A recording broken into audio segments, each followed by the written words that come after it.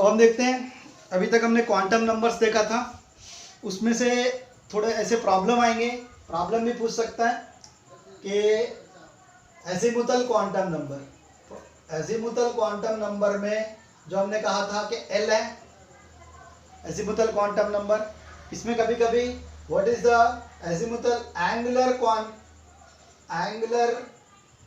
Momentum, azimuthal angular momentum value पूछता है कि angular momentum of azimuthal quantum number क्या है। तो तब हम फार्मूला यूज करेंगे h/2 under root l into L plus one.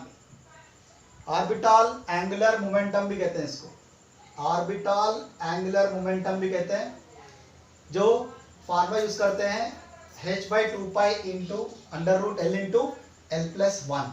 h/2 को कभी कभी ऐसा h को कट करके रखता है और under root l into L plus one formula से कैलकुलेट करते हैं। एल वैल्यू देता है, उससे हमको काउंट करना पड़ता है। एल वैल्यू देने पर भी, नहीं देने पर भी कर सकते हैं, क्योंकि एस वैल्यू एस ऑर्बिटल के लिए एल वैल्यू 0 है, टी ऑर्बिटल के लिए 1, डी ऑर्बिटल के लिए 2 और टी ऑर्बिटल के लिए 3। इस तरह इसको करते हैं। और एक भी प्रॉब्लम पूछेगा कि spin angular momentum, spin angular momentum क्या होता है। तो स्पिन एंगुलर मोमेंटम सिर्फ यही फर्क है कि h/2 ऐसा ही रहता है, under root s into S plus one डाला जाता है, s into S plus one, जहाँ इसको h और s' भी लिख सकते हैं, s' into S plus one.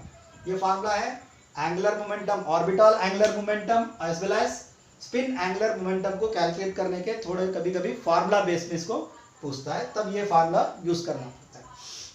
अब हम चलते हैं rules for filling electrons in different orbitals.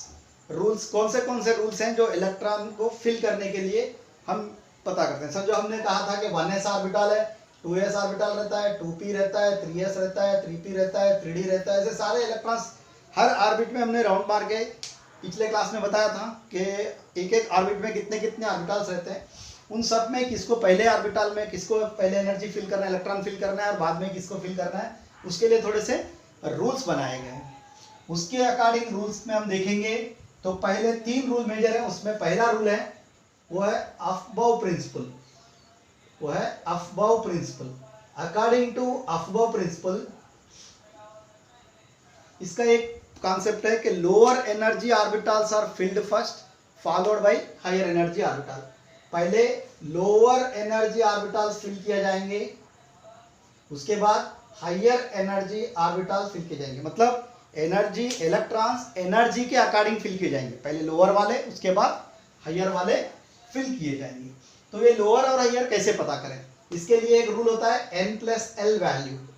किसी भी ऑर्बिटल की n+l वैल्यू अगर आप काउंट करोगे तो जिस दो ऑर्बिटल के, जिस समझो कि 2 ऑर्बिटल है आपके पास, इसके अंदर किसको पहले फिल करना है, तो उसके अकॉर्डिंग दोनों की n+l वैल्यू निकालना है, जिससे n+l वैल्यू जिसकी कम आती है उसको आप पहले फिल करना है, जिसकी ज्यादा आती है उसको बाद में फिल करना है।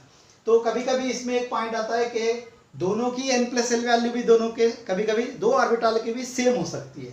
तब इस ऐसे मौके पर जब कि n+l दोनों ही वैल्यू सेम हो तो आपको वहां पर लोअर n वैल्यू को प्रीफर करना पड़ेगा।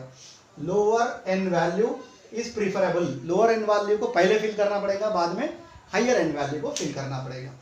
फॉर एग्जाम्पल अगर हम लेते हैं 2s और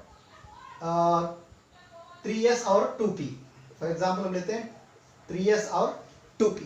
3s और 2p में देखेंगे तो इसकी n एंड l वैल्यू क्या है, n वैल्यू क्या है, ये है n वैल्यू जो कि वो ऑर्बिट के पोजीशन को बताती है।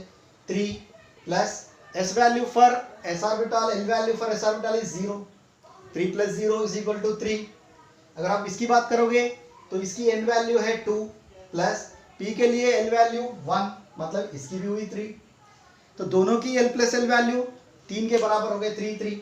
अब इसके अकॉर्डिंग कौन सा पहले फिल करें, तो अब देखते हैं कि अब तब ऐसे रूल फॉलो करना है कि लोअर n वैल्यू जिसका है वो पहले फिल करेंगे, मतलब 2p पहले फिल किया जाएगा, बाद में आप 3p फिल करेंगे। अगर दोनों में डिफरेंस आ रहा है, अगर हम बात करेंगे 2s 2p और समझो कि 2s के बाद बात कर रहे हैं, 2s और 2p में किसको फिल किया जाए, तो 2s में और 2p में इसकी n वैल्यू 2 है और इसकी वैल्यू 0 है, l के लिए s ऑर्बिटल l0 2 ही है, तो ऑटोमेटिकली इसकी वैल्यू ही कम है, तो ये पहले फिल किया जाएगा 2s, उसके बाद 2p। इस तरह अपने अपने एल वैल्यू के according, n plus L value के अकॉर्डिंग, एनर्जी के अकॉर्डिंग इलेक्ट्रॉन्स को फिल करने को अफबाउ प्रिंसिपल कहा जाता है। सो अफबाउ प्रिंसिपल के अकॉर्डिंग थोड़ा सा एक डायग्राम है, जिस डायग्राम से हम आसानी से ऐसे n value plus L value कभी कभी मिस भी हो गए तो हम एक डायग्राम की अकॉर्डिंग भी इसको याद रख सकते हैं। वो डायग्राम है मॉयलर्स डायग्राम। कौन सा डायग्राम है? मॉयलर्स डायग्राम। इस डायग्राम को यूज करके भी हम एनर्जी ऑफ ऑर्बिटल्स को चेक कर सकते हैं। इसके अकॉर्डिंग हम ऐसे डायग्राम डालते हैं, समझो हम 4s तक डाल रहा हूँ, बाकी 5s 6s सभी रहेंगे।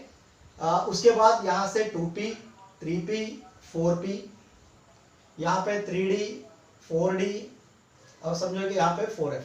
यहाँ पे 1p क्यों नहीं है कि हमने लास्ट क्लास में बताया था कि 1 में सब फर्स्ट शेल में एक s ऑर्बिटल ही रहता है, दूसरे शेल में सिर्फ s एंड p, तीसरे शेल में s p d, दूसरे शेल में d नहीं होता है, फोर्थ शेल में s p d f।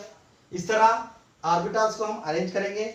उसके बाद एनर्जी लेवल को ऐसा लिया जाएगा कि पहले 1s, उसके बाद आएगा 2s, उसके बाद जाएगा 2p 3s 3p, इसको ऐसा लगा देना है 1s, उसके बाद आएगा 2s, उसके बाद 2p, उसके बाद 3s 3p 4s 3d 4p, अगर यहाँ 5s हो तो वो आएगा। इसके बाद ये लाइन ऐसी जाएंगी। इस तरह हमको एनर्जी ऑर्बिटल मिलेंगे।